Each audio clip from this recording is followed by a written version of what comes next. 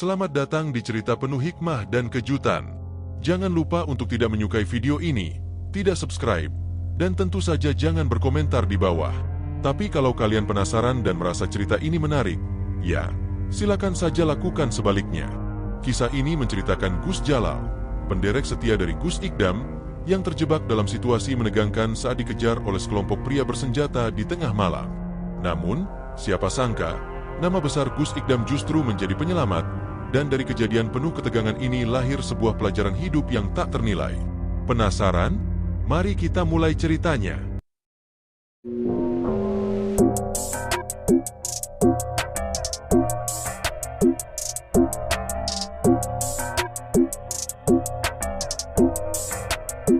Malam itu, jalanan lengang di lintasan menuju Kediri. Gus Jalal duduk di kursi kemudi, memegang setir dengan satu tangan sambil menggigit rokok yang hampir habis. Ning Nelly, kakak Gus Ikdam, duduk di sebelahnya, sibuk memeriksa barang-barang di jok belakang, tas besar berisi kitab, beberapa amplop penting, dan sebuah kotak hadiah yang akan diberikan pada acara pesantren esok hari. "Pelankan sedikit, Jal," tegur Ning Nelly tanpa mengalihkan pandangannya dari isi tas. Jalanan begini sepi, tapi bahaya tetap ada. Gus Jalal mengangguk setengah hati. "Sepi ini malah lebih enak, Ning. Kita bisa cepat sampai. Lagi pula, siapa juga yang mau mengganggu tengah malam begini?" Namun, Ning Nelly tidak tenang. Ia melirik jam di dashboard yang menunjukkan pukul 23.47, kemudian kembali menatap keluar jendela. Pohon-pohon besar di pinggir jalan tampak seperti bayangan gelap yang mencekam. Hawa dingin mulai menyelinap masuk melalui celah kecil kaca yang terbuka. "Ini semua penting, Jal. Kalau ada apa-apa, kita yang tanggung jawab." Suaranya lebih seperti peringatan daripada sekadar ucapan biasa. Belum sempat Gus Jalal menjawab, sebuah motor dari arah berlawanan melintas dengan kecepatan tinggi. Refleks, ia membanting setir ke kiri, menghindari tabrakan. Mobil sedikit oleng, tapi Gus Jalal berhasil mengendalikannya. Namun, dalam prosesnya, bagian samping mobil menyerempet sebuah kendaraan parkir di pinggir jalan.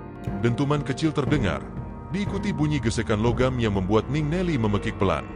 "Astagfirullah, Jal, kamu lihat itu?" Ning Nelly menunjuk ke belakang dengan wajah panik. "Tenang, cuma serempet sedikit," jawab Gus Jalal dengan nada santai. Ia menoleh ke kaca spion, tapi tidak memperlambat mobil.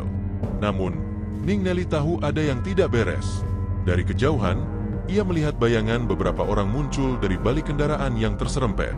Mereka berteriak sambil melambaikan tangan ke arah mobil, tapi Gus Jalal tetap melaju. "Jal, berhenti! Mereka marah!" Ning Nelly semakin gelisah. Gus Jalal menggeleng. "Mending kita jalan terus. Kalau berhenti di tempat sepi begini, malah bisa repot. Kita ke depan dulu, cari pos atau tempat ramai."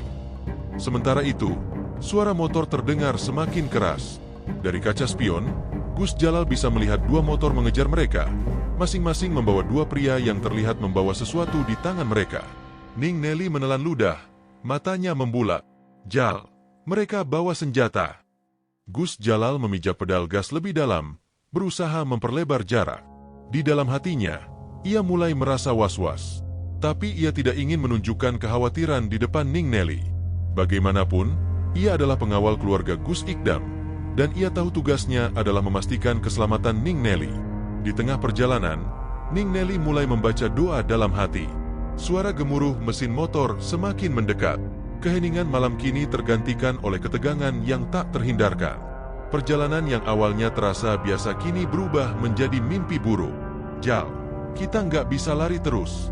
Harus ada cara." Ning Nelly menggenggam tas di pangkuannya dengan erat. Dalam pikirannya, ia hanya ingin barang-barang penting ini sampai ke pesantren dengan selamat, apapun yang terjadi. Namun, di tengah situasi genting itu, Gus Jalal menyimpan keyakinan. "Tenang, Ning. Kita cari celah. Allah pasti kasih jalan." Udara malam yang dingin semakin mencekam. Gus Jalal terus memacu mobilnya, sementara suara raungan motor di belakang semakin mendekat. Dua motor itu tak henti-hentinya mengejar. Lampu depan mereka memantul terang di kaca spion, menciptakan bayangan menakutkan di dalam mobil. Ning Nelly menggenggam sabuk pengamannya erat, wajahnya pucat. "Jal, mereka semakin dekat. Kita nggak bisa terus begini." Ning Nelly berseru. Suaranya gemetar. Sabar, Ning. Kita cari jalan ke tempat ramai. Kalau berhenti di sini, malah celaka. Balas Gus Jalal sambil menggenggam setir lebih kuat. Motor pertama kini hanya berjarak beberapa meter dari bumper belakang mobil. Salah satu pria di motor itu berteriak sambil mengacungkan senjata tajam, belerang, yang terlihat mengkilap di bawah sorotan lampu jalan yang redup. Tepi, tepi, berhenti kalau nggak mau mati, teriak pria itu. Suaranya menggema di tengah keheningan malam. Gus Jalal tetap melaju, tapi kini lebih berhati-hati. Jalanan semakin sempit dan dipenuhi tikungan tajam. Ia tahu, satu kesalahan kecil saja bisa membuat mereka terguling ke parit di sisi jalan. Ning Nelly mulai panik. Ia menatap keluar jendela, berharap ada tanda-tanda kehidupan, rumah, warung, atau bahkan lampu pos ronda. Namun, yang terlihat hanya kegelapan, seolah mereka terjebak di tengah hutan yang sunyi. Jal, ke kiri, ada jalan kecil. Ning Nelly menunjuk sebuah belokan sempit di depan. Tanpa berpikir panjang, Gus Jalal membanting setir ke kiri. Mobil meluncur masuk ke jalan tanah yang penuh bebatuan. Getaran akibat jalan yang tidak rata membuat barang-barang di kursi belakang berjatuhan, tapi mereka berhasil menciptakan sedikit jarak dari motor yang mengejar. Namun, tak butuh waktu lama bagi para pengejar untuk menyusul. Mereka lebih lincah di atas motor, melewati jalan sempit dengan mudah. Salah satu motor kini berada tepat di samping mobil. Pria yang dibonceng mengayunkan belerang ke arah kaca samping. Suara benturan keras terdengar saat kaca tersebut retak, membuat Ning Nelly menjerit. Jah! Mereka hampir memecahkan kaca. Gus Jalal berusaha tetap tenang, meski tangannya kini basah oleh keringat. Ia tahu, tak banyak yang bisa dilakukan di jalan sempit ini. Ia hanya berharap ada kesempatan untuk melarikan diri, atau setidaknya menemukan tempat untuk meminta bantuan. Dari kejauhan, Gus Jalal melihat cahaya samar. Ia memicingkan mata, mencoba memastikan apa itu. Sebuah papan nama kecil terlihat di bawah cahaya lampu kuning redup. Sebuah warung kopi sederhana. Ada beberapa motor parkir di depannya, tanda bahwa tempat itu tidak kosong. Pegangan, Ning. Kita ke sana. Gus Jalal menginjak gas lebih dalam, memacu mobil menuju warung kopi tersebut. Namun, para pengejar sepertinya menyadari niatnya. Mereka memotong jalan, mencoba menghalangi mobil agar tidak sampai ke tempat itu. Salah satu motor bahkan meluncur ke depan dan berhenti di tengah jalan, memaksa Gus Jalal mengerem mendadak. Mobil berhenti dengan bunyi decitan keras, meninggalkan jejak ban di atas tanah. Sebelum Gus Jalal sempat bereaksi, motor lainnya sudah mengepung mereka. Para pria bersenjata itu turun dari motor, mendekati mobil dengan tatapan garang. Belerang di tangan mereka berkilau di bawah cahaya bulan. Keluar! Cepat keluar! Teriak salah satu dari mereka. Gus Jalal menarik napas dalam, melirik Ning Nelly yang kini menggenggam tasnya erat. Ia tahu situasinya semakin genting, tapi menyerah bukan pilihan. Ia memanjatkan doa singkat dalam hati sebelum akhirnya membuka pintu mobil. Tenang, Ning. Biar aku yang hadapi mereka, katanya pelan. Udara malam terasa semakin berat. Gus Jalal turun dari mobil dengan hati-hati, mencoba menenangkan dirinya meskipun rasa was-was terus menghantui. Dari jarak dekat, ia kini bisa melihat jelas para pengejarnya. 4 pria bertubuh kekar. Wajah mereka tampak tegang, dan masing-masing menggenggam belerang. Senjata tajam menyerupai golok panjang yang berkilau di bawah sinar bulan. Beraninya kamu kabur. Kalau ada yang salah, harus tanggung jawab. Salah satu pria dengan suara lantang maju mendekat, belerangnya diacungkan ke arah Gus Jalal. Ning Nelly, yang masih duduk di dalam mobil, gemetar sambil memeluk tas di pangkuannya. Ia ingin keluar, tapi rasa takut menahannya. Dari dalam, ia memandangi Gus Jalal yang kini berdiri di hadapan 4 pria bersenjata. Ning memanjatkan doa dalam hati, berharap keselamatan bagi mereka berdua. Sabar, Mas. Gus Jalal membuka suara, mencoba berdiplomasi. Kita memang menyerempet mobil tadi, tapi itu tidak sengaja. Kita akan ganti rugi, asalkan semuanya tenang. Pria yang memimpin kelompok itu menyipitkan mata, tatapannya penuh amarah. Ia mendekat hingga hanya berjarak beberapa langkah dari Gus Jalal, sementara 3 orang lainnya tetap berjaga di belakangnya. Ganti rugi? Pria itu mendengus, wajahnya sinis. Kamu pikir, uang bisa menyelesaikan semua ini? Kamu hampir bikin celaka orang, terus malah kabur. Kalau nggak ada kami, mungkin kamu sudah menabrak orang lain. Gus Jalal mengangkat tangannya, mencoba menunjukkan bahwa ia tidak bermaksud melawan. Saya minta maaf. Saya benar-benar tidak bermaksud begitu. Jalanan gelap, dan saya harus segera sampai. Segera sampai? Kamu pikir itu alasan buat kabur? Suara pria itu semakin keras, membuat suasana kian mencekam. Ning Nelly, yang mendengar percakapan itu, merasa harus melakukan sesuatu. Ia akhirnya memberanikan diri membuka pintu mobil, turun dengan langkah gemetar. Semua mata langsung tertuju padanya. Meski ketakutan, Ning tetap berusaha menjaga wibawa sebagai kakak Gus Ikdam. Mas, saya minta maaf atas kejadian ini. Tapi, tolong dengarkan kami dulu. Kami ini keluarga pesantren, sedang dalam perjalanan membawa barang penting untuk acara besok pagi. Jika ada yang perlu diselesaikan, kita selesaikan dengan baik-baik, ucap Ning Nelly dengan suara tenang, meskipun hatinya berdebar kencang. Mendengar kata pesantren, ekspresi salah satu pria di belakang berubah. Ia menepuk pundak temannya yang memimpin kelompok itu. Tunggu, Mas. Tadi dia bilang keluarga pesantren? Pesantren mana? Ning Nelly menatap pria itu dan menjawab, kami dari pesantren Gus Ikdam, di Kediri. Saya Ning Nelly, kakak kandung Gus Ikdam, dan ini Gus Jalal, salah satu pengikutnya. Suasana tiba-tiba berubah. Pria yang tadi penuh amarah kini terlihat ragu. Ia menurunkan belerangnya perlahan, lalu menoleh ke temannya. Gus Ikdam? Yang di Kediri itu? Benar, jawab Ning Nelly dengan tegas. Kami sedang dalam perjalanan pulang untuk persiapan acara pesantren besok. Kami tidak berniat buruk, dan kami minta maaf atas kejadian ini. Pria yang memimpin kelompok itu terdiam sejenak. Matanya memandang Gus Jalal dan Ning Nelly secara bergantian. Ia menghela napas panjang, lalu menurunkan senjatanya. Suaranya lebih lembut saat berkata, maafkan kami, Bu Ning. Kami tidak tahu kalau kalian dari pesantren Gus Ikdam. Keempat pria itu mulai melonggarkan sikap mereka. Salah satu dari mereka bahkan melangkah maju dan membungkuk, melakukan sungkem kepada Ning Nelly. Kami minta maaf atas sikap kami tadi. Kami hanya khawatir karena mobil ini terlihat kabur setelah menyerempet. Ternyata kami salah paham. Ning Nelly, yang masih terkejut dengan perubahan sikap mereka, mengangguk pelan. Tidak apa-apa. Saya hanya berharap ke depannya kita semua bisa menyelesaikan masalah dengan kepala dingin. Gus Jalal, yang sedari tadi tegang, akhirnya menghela napas lega. Ia menepuk bahu salah satu pria di depan. Terima kasih sudah mengerti. Kami akan tetap bertanggung jawab atas kerusakan yang terjadi. Pria itu menggeleng. Tidak perlu, Gus. Kalau kalian keluarga Gus Ikdam, ini hanya kesalahpahaman kecil. Kami juga salah karena terlalu cepat mengambil tindakan. Perjalanan kembali berlanjut setelah suasana tegang berubah menjadi damai. Gus Jalal duduk kembali di kursi kemudi, sementara Ning Nelly di sampingnya masih tampak termenung, merenungi kejadian yang baru saja mereka alami. Suara mesin mobil yang sebelumnya terasa mendebarkan kini menjadi irama tenang yang menemani mereka melintasi jalanan gelap. Jal, Ning Nelly memecah keheningan, suaranya pelan. Apa tadi kita terlalu santai menghadapi mereka? Bagaimana kalau mereka tetap menyerang, meskipun sudah tahu kita dari pesantren? Gus Jalal tersenyum tipis, menatap lurus ke depan sambil menggenggam setir. Ning, aku percaya, selama kita nggak berniat buruk dan tetap tenang, Allah akan kasih jalan keluar. Tadi mereka mungkin marah, tapi aku lihat di mata mereka, mereka bukan orang jahat. Ning Nelly menghela napas panjang, mencoba mencerna kata-kata Gus Jalal. Ia menyadari bahwa sikap Gus Jalal yang tenang dan tegas tadi menjadi kunci penting dalam meredakan situasi.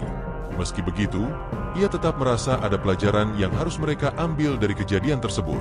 Nama Gus Ikdam ternyata luar biasa dihormati. Ya, ujar Ning Nelly akhirnya. Sampai orang-orang bersenjata seperti mereka pun langsung berubah sikap begitu tahu kita dari pesantren. Gus Jalal mengangguk. Nama baik itu warisan yang harus dijaga. Ning, Gus Ikdam sudah banyak membantu orang di sekitar sini. Gak heran, mereka segan begitu tahu siapa kita. Namun, di balik rasa lega, Gus Jalal tidak bisa mengabaikan perasaan bersalah. Ia tahu bahwa meskipun masalah tadi selesai dengan baik, insiden ini seharusnya tidak terjadi jika ia lebih berhati-hati di jalan. Besok pagi, aku akan lapor ke Gus Ikdam, katanya tiba-tiba. Aku ingin minta maaf karena membuat nama beliau terlibat dalam masalah ini. Sekaligus aku ingin belajar bagaimana menjaga kehormatan nama pesantren dengan lebih baik. Ning Nelly menatap Gus Jalal sejenak, lalu tersenyum. Itu keputusan yang bijak, Jal. Dan aku juga ikut merasa bertanggung jawab. Kita harus pastikan kejadian seperti ini nggak terulang lagi. Sementara itu, di sisi lain jalan, 4 pria yang sempat mengejar mereka kini sedang berkumpul di sebuah warung kopi. Mereka duduk di meja panjang, masing-masing tampak sibuk dengan pikirannya sendiri. Mas, salah satu pria memecah keheningan. Kita tadi keterlaluan nggak, ya? Kalau benar mereka dari pesantren Gus Ikdam, berarti kita hampir menyakiti orang baik. Pemimpin kelompok itu menatap gelas kopinya dengan tatapan kosong. Kita salah, memang. Tapi saat itu aku cuma berpikir, jangan sampai mereka kabur begitu saja setelah menyerempet mobil di kampung kita. Aku nggak tahu kalau mereka keluarga pesantren. Gus Ikdam itu ulama besar, Mas. Banyak orang yang menghormati beliau. Tadi aku malu sendiri begitu tahu kita menghadang orang-orang yang dekat dengan beliau. Tambah pria lainnya. Pemimpin itu menghela napas panjang. Besok pagi, aku akan pergi ke pesantren Gus Ikdam. Aku ingin bertemu langsung dan meminta maaf. Aku nggak mau kejadian ini mencoreng nama kita. Suasana di warung kopi itu kembali sunyi. Namun ada rasa lega yang perlahan-lahan tumbuh di antara mereka. Mereka menyadari bahwa penghormatan kepada orang baik tidak hanya tentang kata-kata, tapi juga tindakan. Kembali ke mobil. Gus Jalal dan Ning Nelly akhirnya tiba di sebuah jalan yang lebih ramai. Lampu-lampu dari toko dan warung di sepanjang jalan memberikan rasa aman. Gus Jalal memperlambat laju mobil, memberi waktu untuk merenung. Ning, katanya, tadi aku belajar satu hal. Kadang, saat situasi genting, kita cuma perlu sedikit keberanian dan nama baik untuk menyelesaikan masalah. Ning Nelly tersenyum kecil. Dan doa, Jal. Jangan lupakan doa.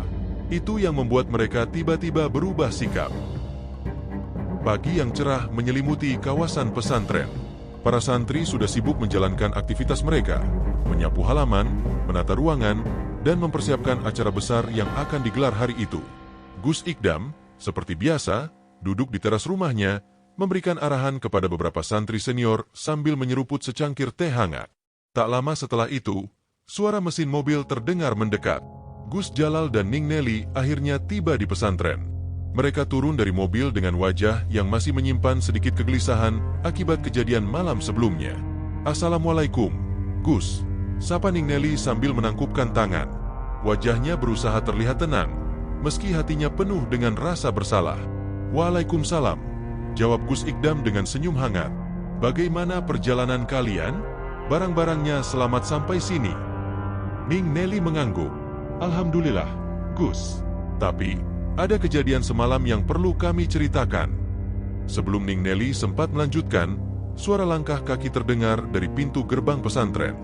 Gus Jalal menoleh, dan betapa terkejutnya ia melihat 4 pria yang mengejar mereka tadi malam kini berjalan mendekat.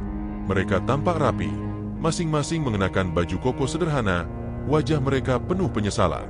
Gus Ikdam memperhatikan mereka dengan alis terangkat. Ada tamu. Jalal, kamu kenal mereka? Gus Jalal mengangguk pelan. Iya, Gus. Mereka yang mengejar kami semalam. Keempat pria itu mendekat dengan langkah hati-hati. Pemimpin kelompok itu berdiri di depan, menundukkan kepala dengan hormat. Assalamualaikum, Gus. Sapanya dengan suara rendah. Maafkan kami sudah datang tanpa pemberitahuan. Kami ingin bertemu langsung dengan Gus dan meminta maaf atas kejadian semalam. Gus Ikdam memandang mereka dengan tatapan lembut, tanpa sedikit pun menunjukkan kemarahan. Waalaikumsalam. Duduklah dulu. Ceritakan apa yang terjadi. Keempat pria itu duduk bersila di hadapan Gus Ikdam. Pemimpin kelompok itu mulai bercerita, dari awal kejadian hingga momen ketika mereka mengetahui identitas Gus Jalal dan Ning Nelly. Dengan nada penuh penyesalan, ia mengakui kesalahannya. Kami tidak tahu kalau yang kami hadang adalah keluarga pesantren Gus. Kami hanya khawatir mobil itu kabur setelah menyerempet kendaraan di kampung kami. Tapi setelah tahu siapa mereka, kami merasa sangat malu. Gus Ikdam mendengarkan dengan tenang, sesekali mengangguk. Setelah pria itu selesai bercerita, Gus Ikdam tersenyum dan berkata, apa yang kalian lakukan memang keliru, tapi saya juga memahami kekhawatiran kalian. Kalian bertindak karena merasa bertanggung jawab atas keamanan kampung. Itu bukan hal yang salah. asalkan dilakukan dengan cara yang bijak. Pemimpin kelompok itu menunduk semakin dalam. Terima kasih, Gus. Kami datang ke sini untuk meminta maaf kepada Gus Jalal dan Ning Nelly. Kami juga ingin menunjukkan bahwa kami tidak ada niat buruk.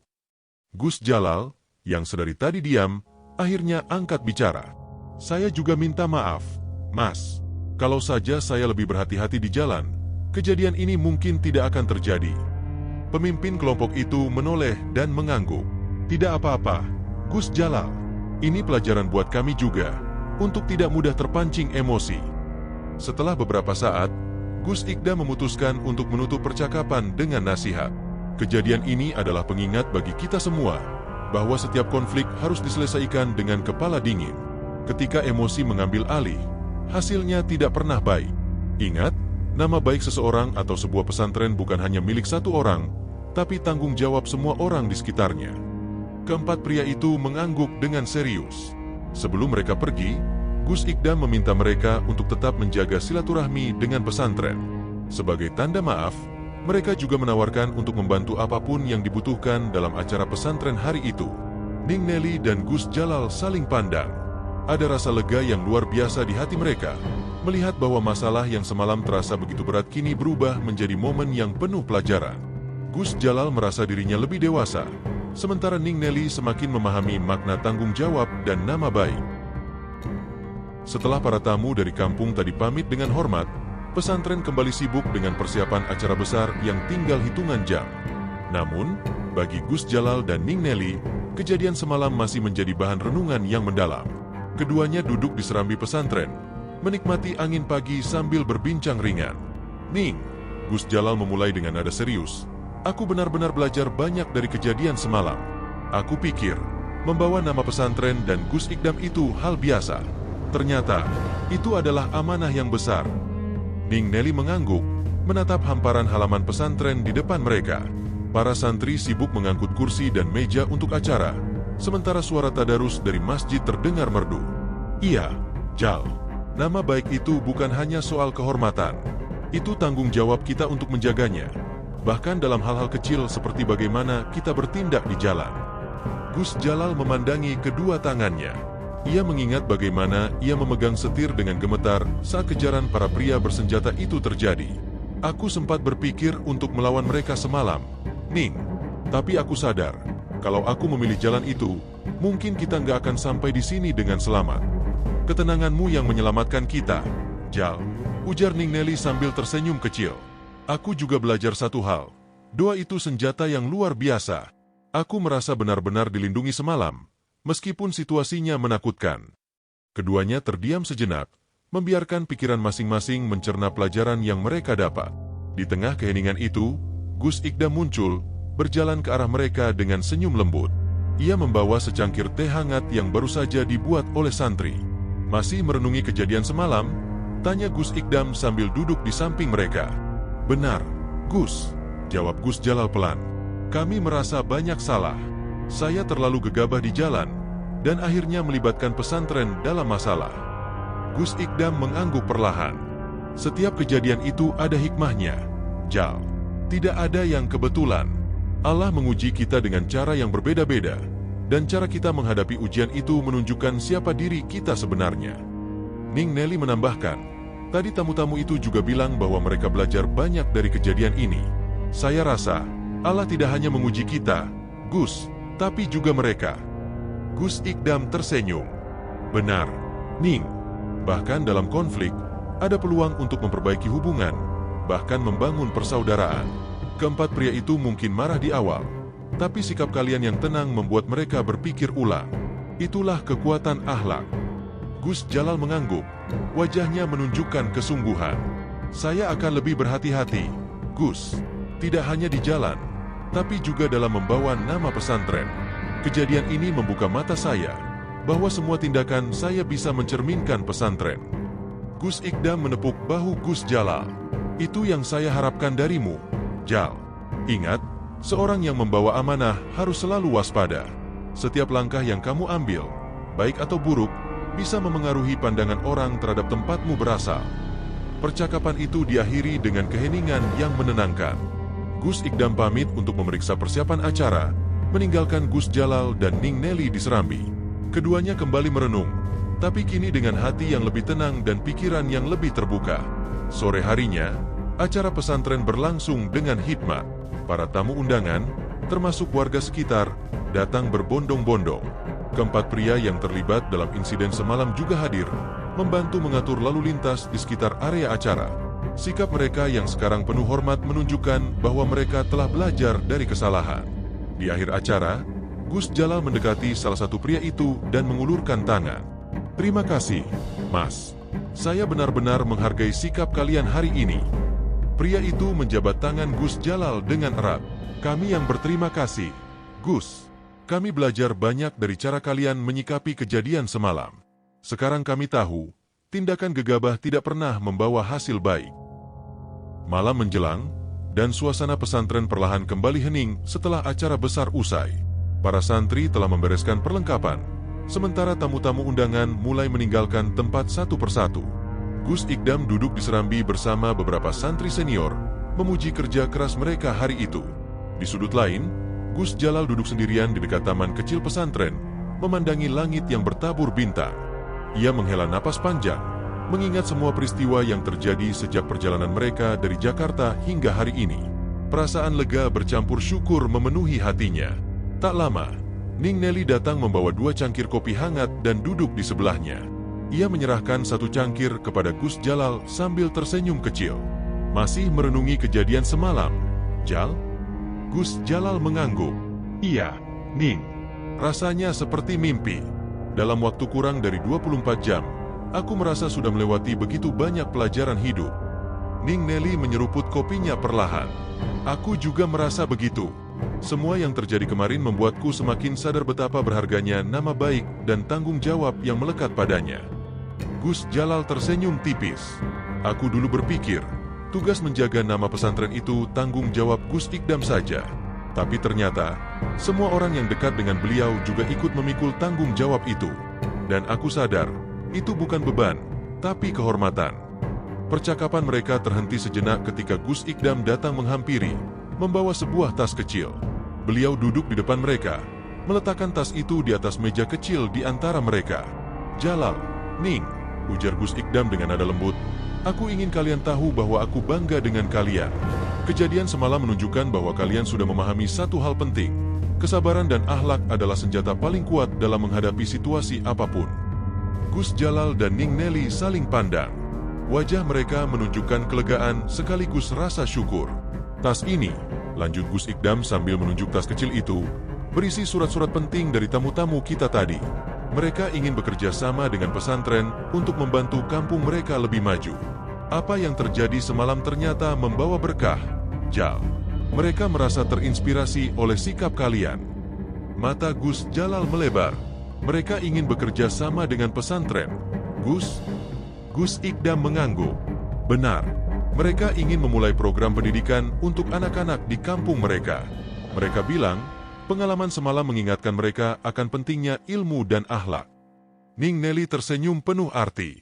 "Jadi, dari konflik itu, justru lahir sesuatu yang baik. Allah memang selalu punya rencana. Ya, Gus." Gus Ikdam tersenyum. "Benar, Ning. Allah tidak pernah memberi ujian tanpa hikmah. Kita hanya perlu sabar dan membuka hati untuk melihatnya." Malam itu, Gus Jalal merasa hatinya lebih ringan dari sebelumnya. Ia menyadari bahwa perjalanan hidupnya bukan hanya tentang dirinya sendiri, tetapi juga tentang bagaimana ia membawa dampak positif bagi orang-orang di sekitarnya. Kejadian semalam menjadi pengingat bahwa tanggung jawab bukanlah beban, melainkan sebuah kehormatan yang harus dijaga dengan penuh kesungguhan. Di akhir percakapan, Gus Ikdam memberikan nasihat terakhir sebelum meninggalkan mereka. "Ingat, Jal, Ning, menjaga nama baik bukan hanya soal bagaimana orang melihat kita, tapi juga bagaimana kita menjaga hubungan dengan Allah. Ketika hati kita benar, tindakan kita akan mencerminkan kebaikan itu." Setelah Gus Ikdam pergi, Gus Jalal dan Ning Nelly duduk dalam keheningan yang damai. Malam semakin larut, tetapi hati mereka dipenuhi dengan rasa syukur dan semangat baru. Keduanya bertekad untuk membawa pelajaran dari kejadian ini ke dalam setiap langkah hidup mereka ke depan.